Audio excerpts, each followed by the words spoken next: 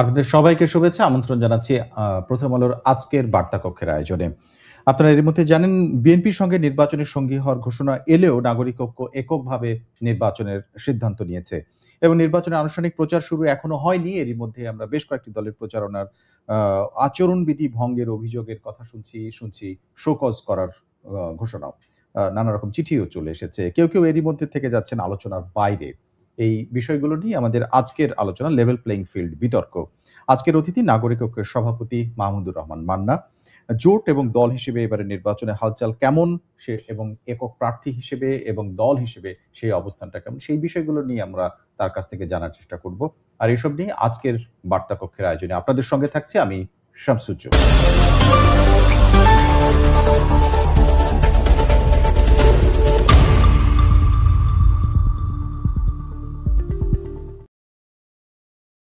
যাচ্ছি আজকের অতিথির কাছে, নাগরিক ঐক্যের সভাপতি মাহমুদুর রহমান মান্না। আপনাকে স্বাগত। Thank you. মাত্র একদিন হলো আপনি দল হিসেবে নির্বাচনে অংশ নিচ্ছেন, নাগরিক ঐক্যের থেকে জোটে থাকছেন না।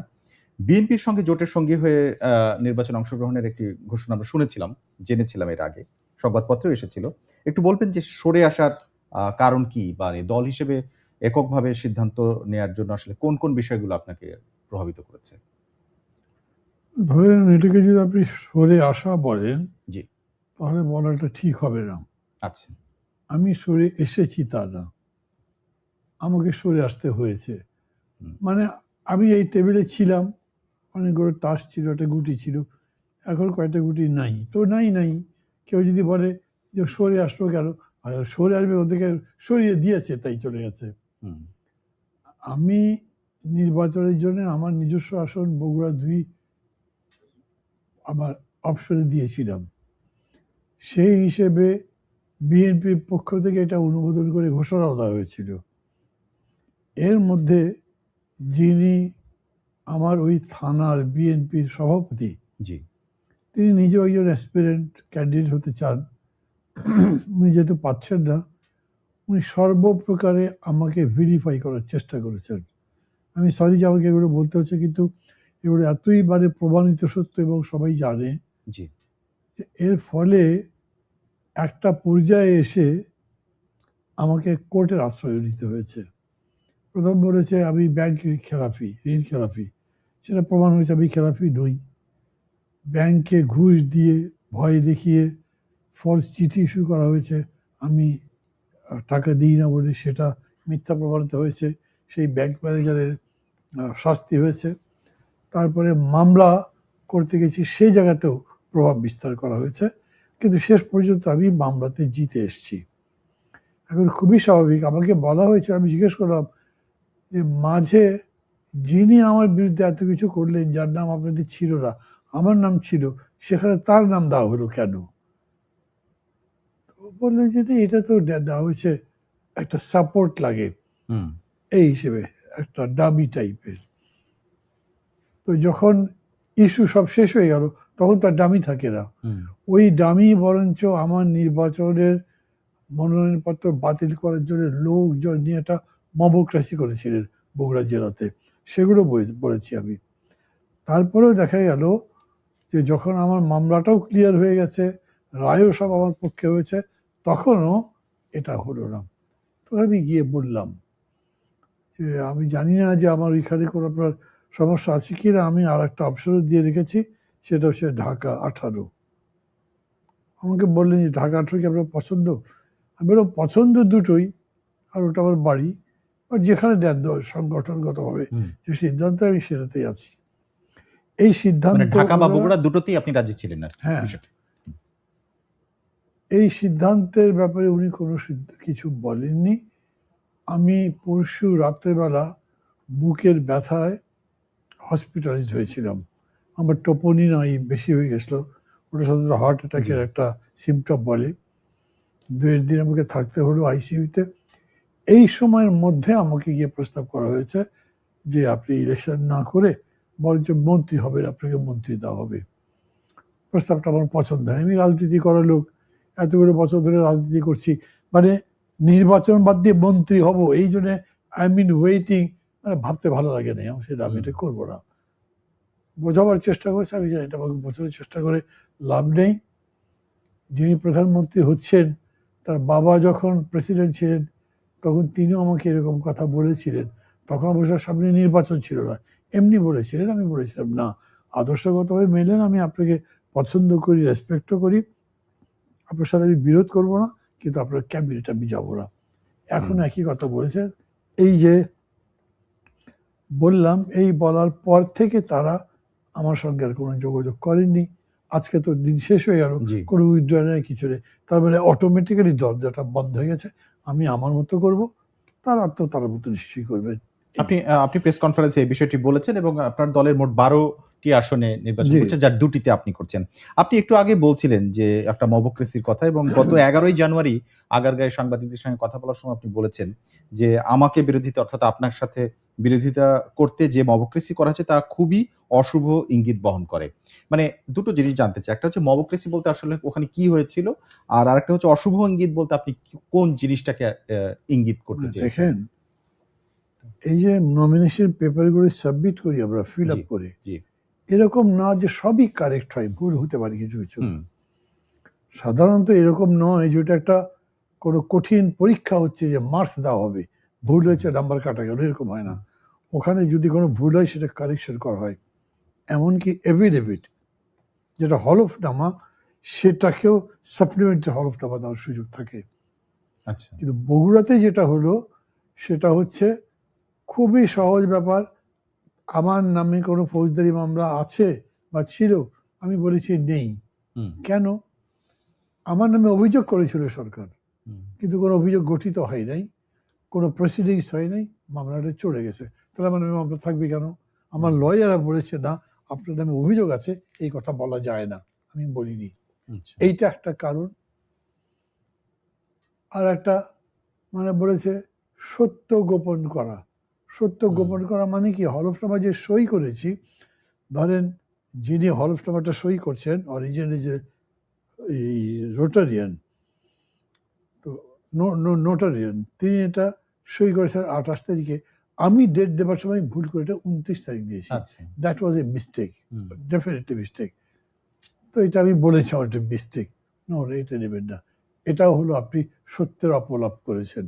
আচ্ছা। কিন্তু এগুলো এরকম ছিল না, এগুলো বহু জায়গাতে পার হয়েছে। কিন্তু তারা মানে আমার প্রতিপক্ষ যারা বিএনপির নেতা, তিনি একজন আমার থানার প্রেসিডেন্ট, তার ওইখানকার যত লয়ার আছে জেলার সবাইকে নিয়ে এসছেন, ঢাকা থেকে সুপ্রিম কোর্টের আইনজীবী নিয়ে গেছেন, ডিএজি গেছেন, হু ক্যানট গো দেয়ার, উনি গেছেন। আর কর্মী টর্মী তো হইচই একটা বিতিকিচ্ছা অবস্থা। শেষ পর্যন্ত আমার যেটা ফিরি, আমি তো ছিলাম না, আমার দলের লোকজন বলেছে ডিসি বিব্রত অবস্থা পাড়ি দেওয়ার জন্য মনে করছে দিয়ে দিই এটা নির্বাচন কমিশনের হাতে, তারা তো তখন ঠিক করে দেবেই। এবং নির্বাচন কমিশন ঠিক করে দিয়েছে, এটা মানে কোনো বিষয় ছিল না। আমি অশুভ বলছি, এই রকম করে যদি পারা যায়, ডিসি যদি সারেন্ডার করেন, তো ভোটের সময় তা কি ঘটনা ঘটতে পারে। আচ্ছা, এটাকে আপনি অশুভ ইঙ্গিত জি। বলছিলেন। আচ্ছা, আরেকটা বিষয় একটু জানতে চাই। এবারের একটা নির্বাচনের একটা নতুন নিয়ম যেটি বলা হচ্ছে, জোটের প্রার্থী হয়ে যখন কোনো দল নির্বাচনে অংশগ্রহণ করবে, তাহলে অন্যের দলের যে প্রতীক সেটি নেয়া যাবে না। নিজের দলের প্রতীকেই নির্বাচন করতে হবে। অর্থাৎ আপনি যদি বিএনপির সঙ্গে থাকতেন, তাহলেও আসলে ধানের শীষ নয় আপনার প্রতীকে নির্বাচন করতে হবে। এই সিদ্ধান্তটা আসলে কোনোভাবে আপনাকে প্রভাবিত করেছে কিনা? বা এটা কোনো কারণ কিনা? কিসের কারণ? যে বিএনপির সাথে না থাকা বা তাদের খুব একটা সুবিধা হবে না। না, না, এখন ধানের শীষ এটা মজার ব্যাপার বলি আপনাকে। ধরেন আমি যখন জোট করেছি সে ৫টা ১০টা দলের সাথে মিলে, আচ্ছা, তো আমাদের একটা কমননেস তো থাকবে। জি, সেই কমননেস প্রতীকেও থাকতে পারে। আচ্ছা, এইটা ইলেকশন কমিশন যে বাধ্যবাধকতা করবে যে তোমার নিজে নিজে পার্টিতে করতে হবে, আমি মনে করি যে এইটা ভালো হয়নি। কিন্তু যদি আমাকে বলেন, আচ্ছা যখন বললো যে না, তুমি তোমার পার্টির মার্কাতে ইলেকশন করতে হবে, অন্যটা নিতে পারবে না, তখন আমি কি প্রতিবাদ করব? আমি প্রতিবাদ করবো, কারণ আমার পার্টিটা দিয়েছে, আমি এটা দিয়েই করবো। হুম, হুম, এইটা হলো আরেক ধরনের অবস্থান। এইখানে কোনো মানে দলের সাথে বা বিএনপির সাথে কোনো মতানৈক্য, ঝগড়া বা মনোমালিন্য এরকম হবার কোনো সুযোগ নেই। এটা কোনো কারণ নয়। আচ্ছা, মূল কারণ হচ্ছে ওনাদের নিজেদের পছন্দের প্রার্থী ছিল, হয়তো আমাকে সেটা আগে বললে পারতেন, হুম, বলেননি, অথবা কী কারণে বলেননি সেটা তারা জানেন। পরে যখন বলতে পারছেন না তখন জানিয়ে দিলেন যে তোমাকে দেওয়া হবে না, সেটা বাই নট গিভিং, আমাকে বলে না হুম। দেওয়া না হবে বলে না। কিন্তু আপনার যেমন দুটো আসনে ছিল, একটি হচ্ছে বগুড়া, একটি ঢাকায়, দুটো আসনের ক্ষেত্রেই কি একই বিষয় হলো? না, বগুড়াতে তো আমাকে দেওয়া হয়েছিল, জি জি। আর আমি যখন বগুড়া নিয়ে দ্বিধায় পড়ে গেলাম হুম।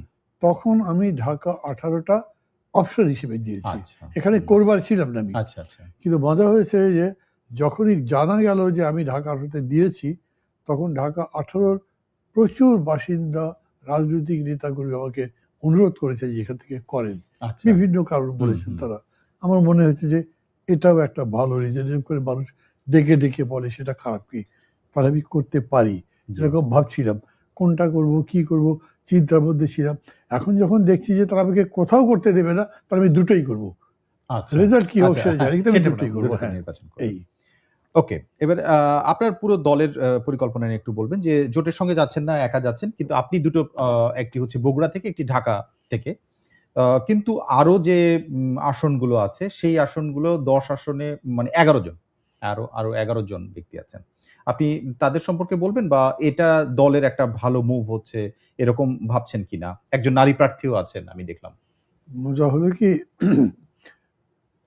আমাদের মধ্যে আসন সমঝোতার বৈঠক হচ্ছিল তো, জি। খুব ভালো সিরিয়াসলি বৈঠক বিএনপি কখনো করেনি। হুম। কিন্তু যখন বৈঠক হয়েছে তখন এক পর্যায়ে একটা কথা উঠেছে যে আপনারা কোনোটার ব্যাপারে কোনো কমিটমেন্ট করছেন না। হুম। তো আমাদের দলের যারা শীর্ষ নেতা, 1 নাম্বার হুম। প্রেসিডেন্ট, হুম। তাদেরগুলো কনফার্ম করে দেন। হুম। ওনারা এইটাও করেননি। হুম। তখন প্রশ্ন উঠেছে যে যদি আপনি দলের 1 নাম্বারকেই না দেন, তার মানে এই দল তো আর পাচ্ছে না, তাহলে হ্যাঁ। কিভাবে পাবে? হুম। এটারও তারা জবাব দেয়নি। এগুলো কোনো কথায় জবাব দেয়নি। যদিও প্রশ্ন তুললে তাদেরকে আমি একটু অসুস্থ দেখেছি। এত কথা বলছি ভাই, তবু বুঝছেন না। এখন বুঝবো মানে আপনি কথা এমন বলছেন যেটা ঠিক প্রসঙ্গে আসে না, তাহলে তো হবে না।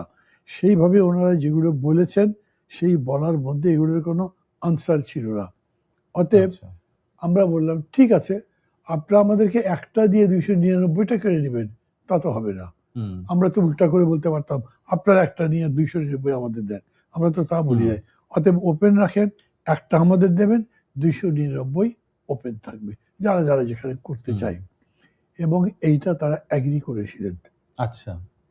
মানে আচ্ছা। প্রেসিডেন্ট তার স্ট্যান্ডিং কমিটি যাচ্ছে, তারা বলছে হ্যাঁ এটা হতেই পারে। সেই ভিত্তিতে আমার দল না, অন্যান্য দলের নেতারাও এরকম জমা দিয়েছিলেন। আচ্ছা। এর মধ্যে যেমন জাসদের, জেইসডির, তারা তো আলাদাই করছেন এখন। তারপরে রাষ্ট্র সংস্কার আন্দোলন এই প্রক্রিয়ার মধ্যেই থাকেনি। ফলে গণতন্ত্র মঞ্চ যে 6 দলের সমাবেশ ছিল, সেই ৬ দলের হ্যাঁ, তো সেটা প্রায় ভেঙে গেছে, অর্ধেক তো হয়ে গেছে। আবার আমিও এখন মানে এই প্রক্রিয়ার মধ্যে তো নেই। দুইটা পার্টি এই নির্বাচনের প্রক্রিয়ার মধ্যে আছে, একটা একটা করে নিয়ে আমি নাই। তো আমি বা জোটের মধ্যে আছি নাকি নাই তাও বলতে পারছি না। এটা জোটে থাকার মতো না। এই সব কিছু মিলে এখন নিজের দল কতদূর করতে পারি করি। আমরা নিশ্চিতভাবে আমাদের আসলে টার্গেট ছিল আমরা 50টা করব, কিন্তু যখন দেখা গেল 6টা দল মিলে 50টা করে দিয়ে তো 300টা হয়ে গেল, তো বিএনপি পায় না, তো একটা লিমিট করে দাও।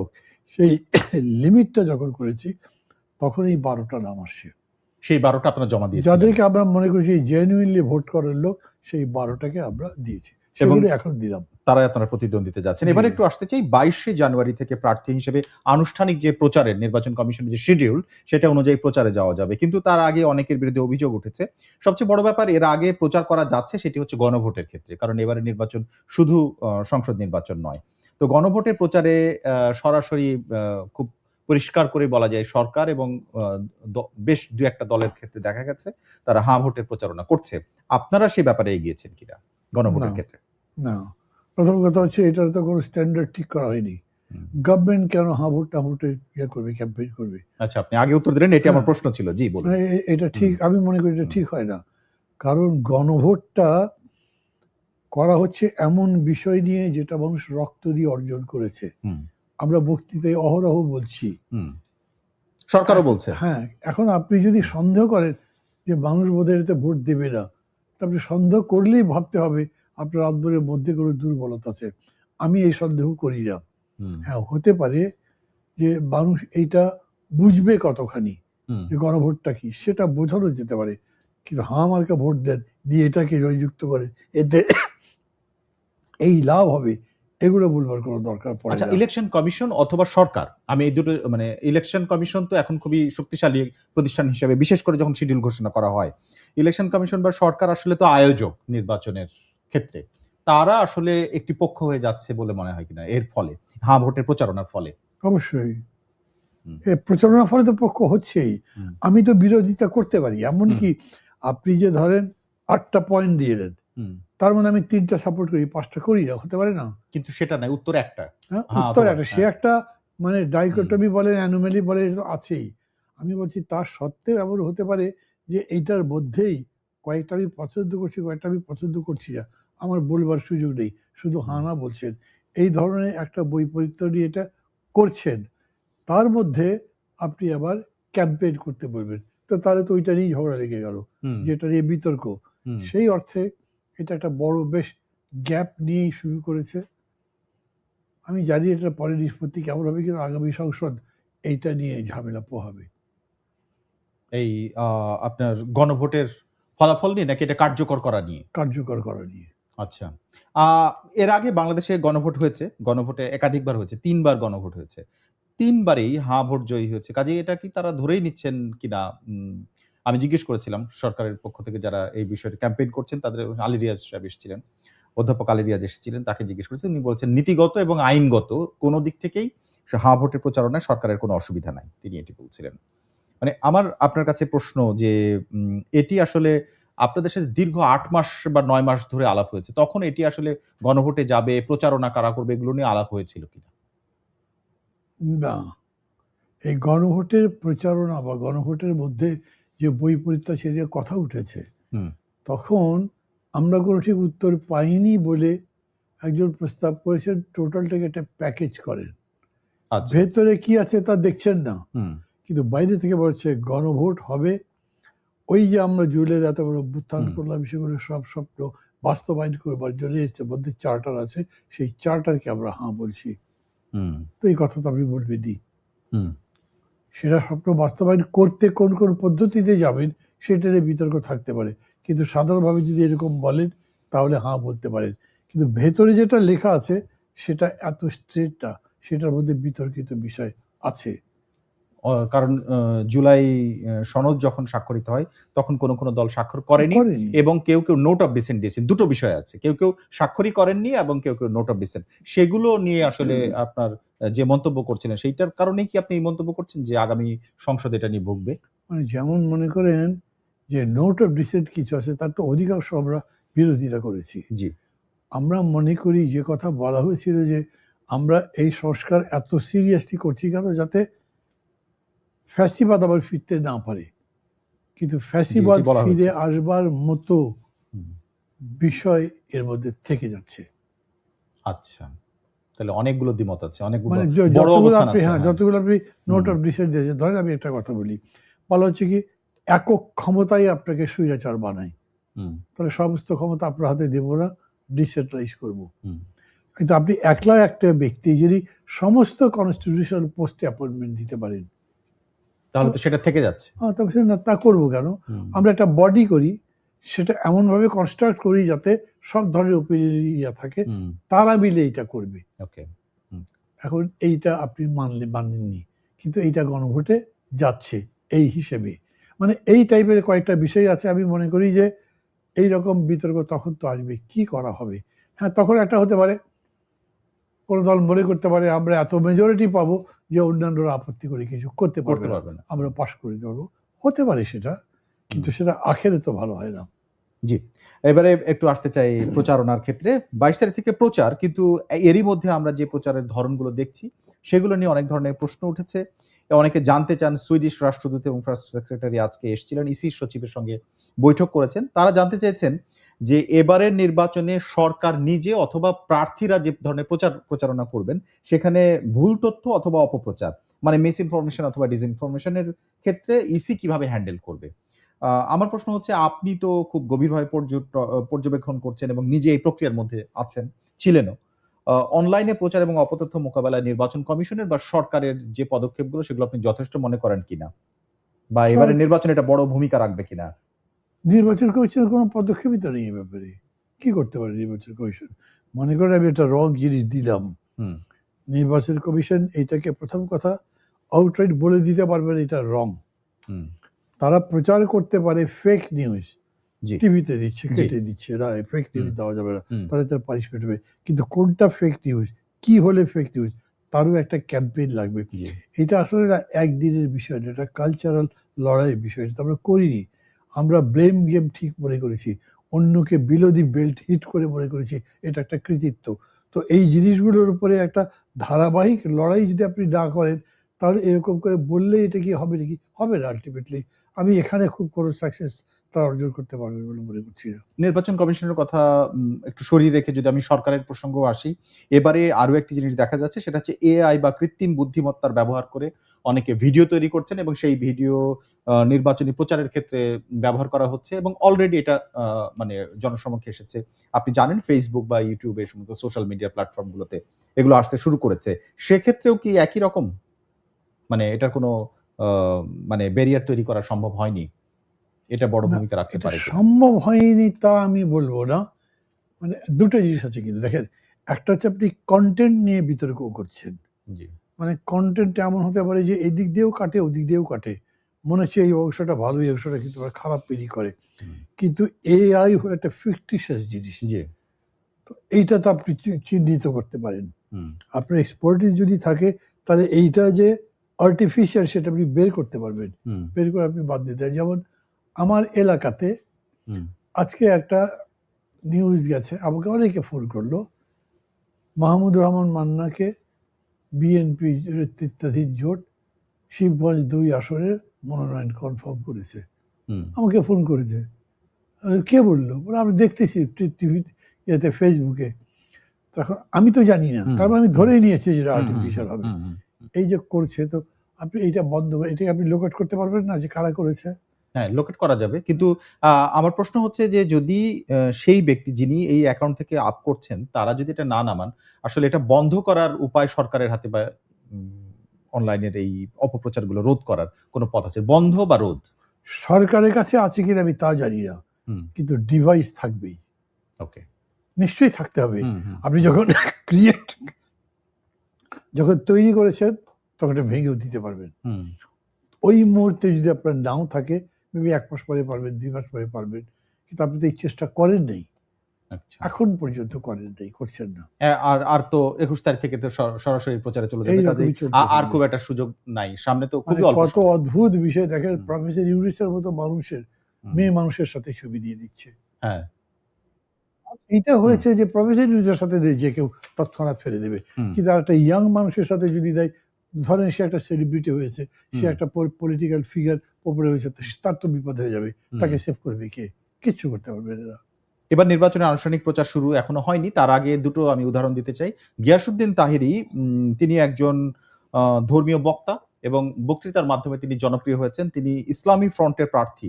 তাকে শোকজ করা হয়েছে। কারণ ওয়াজের মাহফিলের কথা বলে অনলাইনে তার মধ্যে তিনি নিজের প্রচার করেছেন। এইরকমভাবে একটি ভিডিও দেখার ফলে আ ইলেকশন কমিশন শোকজ করেছে এবং এটিও একটা চিঠির মারফত করা হয়েছে। আরেকজন হচ্ছেন রুমিন ফারহানা, তিনি স্বতন্ত্র প্রার্থী। আ তিনি উম আ আ এলাকায় সাধারণত উঠোন বৈঠক বা মানুষের কাছে যাচ্ছিলেন, সেখানের জন্য তাকে শোকজ করা হয়েছে। আমার এই দুটো শোকজ নিয়ে প্রশ্ন হচ্ছে ইসলামী ফ্রন্ট বা স্বতন্ত্র প্রার্থী এরকম জন্যই এই জায়গাগুলোতে আসলে শোকজটা এত দ্রুত এবং অ্যাক্টিভলি কার্যকরভাবে করা হচ্ছে। আ বিএনপি বা জামাত এরকম দলগুলোর ক্ষেত্রে সেগুলো আসলে দেখা যাচ্ছে না বা যাবে না এরকম মনে করেন কিনা? আপনার কথার মধ্যে মানে সত্যের দিকটাই বেশি। হুম, হুম। যেমন ধরেন তাহিরির ওটা তাহলে দেখিনি। জি, কিন্তু তারপরে আমি খুবই অন্যায় মনে করি ধর্মকে ব্যবহার করে ইলেকশন ক্যাম্পেইন করে। জি। এটা নিশ্চয়ই বন্ধ করবার চেষ্টা করা উচিত। আমি এটাও মনে করি রুবিন ফারহানার অন্য জিনিস তো আমি দেখিনি, কিন্তু উনি যে যেখানে তার মঞ্চ ভেঙে দিল, হুম। সাথে সাথে আমার প্রশ্ন হলো, মঞ্চ করলো কেন? আচ্ছা। মঞ্চ হ্যাঁ। তো করবারই কথা নয়। হুম, হুম, হুম। সেই মঞ্চ যখন আরেক জায়গায় গিয়ে মাইকের সাংবাদিকের সামনে বক্তৃতা করছে, তার হুম। ওটা তো ক্যাম্পেইনই হলো। ক্যাম্পেইন হলো। হুম, তো এইটার জন্য তাকে নিশ্চয়ই বলতে পারি। কিন্তু আমি আমার এলাকায় জানি হুম, রীতিমতো প্রতীক নিয়ে মিছিল করছে, কিচ্ছু বলছে না। অর্থাৎ আমার নিজের এলাকা বলছি, বাইরের এলাকায় জানি মিছিল মিটিং সব হচ্ছে, কারণ হয়তো অথরিটি মনে করি এরা তো ক্ষমতায় যাবে, এখন এদেরকে ঘাটাবার দরকার কি, ঘটনা তাই হচ্ছে। আমি বহুবার আপনাদের এই অনুষ্ঠানে বলেন, বাইরের অনুষ্ঠানে বলেন, আমি বলেছি এই নির্বাচন গ্রহণযোগ্য এবং গুণমান সম্পন্ন হওয়ার জন্য সবচেয়ে বেশি দায়িত্ব হচ্ছে দায়িত্বশীল রাজনৈতিক দলের। তারা যদি না করে তাহলে কে রক্ষা করতে পারবে? এখন এই প্রচারণে যারা আসছেন তারা তো এই রাজনৈতিক দলগুলোই আসছে, এবং রাজনৈতিক দলগুলোর মধ্যে যাদের শাখা প্রশাখা বেশি, অনেক কমিটি এলাকাগুলোতে তারাই আসছেন। এখন আপনার কাছে মনে হয় কিনা যে আপনি যেটা বলেই ফেললেন যে এরাই ক্ষমতায় আসছে, কাজেই তাদেরকে আসলে কে বাধা দিবে? এখনো তো নির্বাচনের প্রচারের আনুষ্ঠানিক প্রচারের তারিখ আসেনি। তার আগে যদি এটা হয়, পরবর্তীতে সহিংসতার যে বিষয়টি, একাধিক প্রচার যখন একই এলাকায় হতে শুরু করে তখন সহিংস হয়ে ওঠে, এবং একজন আরেকজনকে দেখে নেয়ার যে রেওয়াজ এর আগে আমরা দেখেছি, সেইটার আপনি আশঙ্কা করেন কিনা করি। এবারে? করি। কত বেশি করি সেটা আমি বলতে পারবো না। জি। এখন পর্যন্ত ততখানি দেখা যায়নি। এখন পর্যন্ত আমি ধরেন যে বিবদমান একটা বা দুটো দল হতে পারত, তাদেরকে আমি বিহেভ করতে দেখছি। হুম, মাঝে মাঝে যে লাইন ক্রস করছে না তা নয়, হুম। একেবারে ক্ষমতার সাথে যখন এই লড়াইটা হয়ে যাবে, হারা জেতার প্রশ্ন আসবে, তখন এটা হতে পারে। আমি আশঙ্কা উড়িয়ে দেব না, এবং আমি এটাও বলতে পারি ওরকম সময় পুলিশ কিচ্ছু করবে না। আমি আজকে একটা সরাসরি উদাহরণে কিছুক্ষণ আগে, সন্ধ্যার আগে আজকে ঢাকা ১৭ আসনের সংসদ সদস্য প্রার্থী হয়েছেন তারেক রহমান, এবং সেখানে কড়াইল বস্তি, যেটি অনেক বড় একটা বস্তি, সেখানে বক্তৃতা করেছেন। সেই বস্তিবাসীদের ফ্ল্যাট করে দেওয়া হবে এরকম একটা প্রতিশ্রুতি তিনি দিয়েছেন। শুধু ফ্ল্যাট নয়, স্কুল, কলেজ বা এরকম যা লাগে সেখানে, হাসপাতালের কথাও বলা হয়েছে। এখনো নির্বাচনের তারিখ আসেনি। তিনি যদিও, আমি কোট করে তার কথা পড়ছি, তিনি বক্তৃতায় এই ঘোষণাটা দেওয়ার আগে বলেছেন যে, "আমি জানি না এটা নির্বাচন আচরণবিধিতে পড়বে কিনা, কেউ ষড়যন্ত্র করবে কিনা। কিন্তু আমি যা করতে চাই, আল্লাহর রহমত নিয়ে সবকিছু করতে চাই।" জুবাইদুর রহমান ছিলেন এবং সবার সামনে এরকম বিষয় বলেছেন, এবং এরপরে তিনি এই ঘোষণাটা দেন যে, "কড়াইল বস্তিবাসী আপনাদের জন্য ফ্ল্যাট করে দেওয়া হবে।" এটা আচরণবিধি ভঙ্গের কারণ হয়ে ওঠে কিনা? মানে আপনার অবশ্যই, সমাজে? হ্যাঁ অবশ্যই। মানে উনি জানেন না, এটা তার একটা সারল্য, আমি এটা মানব। হুম, কিন্তু সারল্য দিয়ে তার দেশ চলবে না। আপনি সরল মনে অন্যায় করলে কি হয় তা হয় না, বা সরল মনে ভুল করলেন তাও হয় না।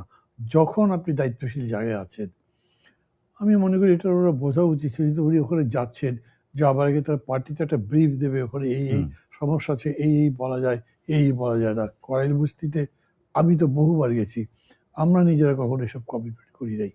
হুম। করি নাই কারণ আমরা জানি যে এসব কমিটমেন্টে আটকা পড়ে যেতে পারি। ধরেন এখন পর্যন্ত আপনি তো বললেন না যে এই জন্যে ইলেকশন কমিশন তাকে শোকজ করেছে বা জানতে চেয়েছে, কিছু করে না, নাই তো, এটা হয় না। জানালো না। তাহলে কাল থেকে এটা চলবে, আর পরশু দিন থেকে তো ওপেনই হয়ে যাবে, তখন কি করবেন? এই জন্যে আমি বলছিলাম যে ওই যে ইংরেজিতে বলে না, বিগ মাঙ্কিজ আর বিগ বেলিজ। তো আপনার বড় বড় বানরের বড় বড় পেট, আপনি যত বড় মানুষ তত বেশি আপনাকে সতর্ক হতে হবে, তত বেশি আপনার দায়িত্ব থাকতে হবে। সেটা যদি আপনি করতে না পারেন তাহলে আখেরে দেশের ক্ষতি। আমরা আলোচনা শেষের দিকে আরেকটা জিনিস আজকে আসছে, সরকারি একটা সিদ্ধান্ত বিষয়। শেষ সময়ে নির্বাচনের, এখন সাধারণত অন্যান্য সময় আমরা দেখি সরকার যখন নির্বাচনের ঘোষণা চলে আসে এবং শিডিউল ঘোষণা হয়, তখন রুটিন ওয়ার্ক শুধু করে। এটি আমার শেষ প্রশ্ন। আজকে ঘোষণা করা হয়েছে নতুন ৪ টি থানা হচ্ছে, এবং মহিলা ও শিশু বিষয়ক মন্ত্রণালয়ের নাম পরিবর্তন করা হচ্ছে, এবং এর বেতন স্কেল পরিবর্তনের একটা প্রতিবেদন দেওয়া হচ্ছে, যা আগামী জুলাই থেকে কার্যকরের সুপারিশ করা হচ্ছে। এগুলো বড়, বড় বেশ গুরুত্বপূর্ণ বেশ কিছু সিদ্ধান্ত। আপনার মনে হয় কিনা যে এর থেকে নির্বাচনের দিকে ফোকাস করলেও সরকার এই সময় ভালো করত? এই সিদ্ধান্তগুলো তো পরে সরকারও নিতে পারে। মানে ধরেন আইনগত কোনো বাধা বোধহয় নাই, যেহেতু সময়টা পার হয় নাই। জি, তবে আমি যদি দায়িত্বে থাকতাম তাহলে আমি এই কাজটা করতাম না। আচ্ছা। বিকজ যেভাবে আপনি প্রশ্ন করলেন জি, সেইভাবে সবাই এটা প্রশ্ন করে, স্বাভাবিক। ওই যে আপনি এলজিইডির দায়িত্বে আছেন, অতএব এলাকাতে অনেক রাস্তা বানিয়ে জি, দিবেন। জি, তবে তো জি। বানাই রুটিন আমি করছি, হুম, কিন্তু লোকে কি বোঝে না, এখানেও হুম। কোথায় কোথায় কি কি করেছে এটা নিশ্চয়ই কালকে পরশু পত্রিকায় লেখালেখি হবে, বোঝা যাবে। জি, ঠিক অনেক করে মনে করি না। অনেক ধন্যবাদ আজকে আমাদেরকে সময় দেওয়ার জন্য থ্যাংক ইউ। আপনাকে। দর্শক, আমাদের সঙ্গে ছিলেন নাগরিক ঐক্যের সভাপতি মাহমুদুর রহমান মান্না। এই সময়ের রাজনীতি এবং বিভিন্ন দল প্রচারণার সময় শুরু না হলেও কোনো প্রচারণায় অভিযোগ আসা এবং শোকজ সবগুলোই চলছে। এসব নিয়ে আমাদের আজকের আলোচনা ছিল লেভেল প্লেইং ফিল্ড বিতর্ক। এইরকম রাজনৈতিক নানা বিশ্লেষণ জানতে আমাদের সঙ্গে থাকুন রবি থেকে বৃহস্পতিবার পর্যন্ত। দেখুন প্রথম আলোর এই আয়োজন বার্তা কক্ষ প্রথম আলোর ইউটিউব, ফেসবুক সহ সোশ্যাল মিডিয়ার সবগুলো প্ল্যাটফর্মে। আজকে যারা আমাদের সঙ্গে ছিলেন সবাইকে ধন্যবাদ।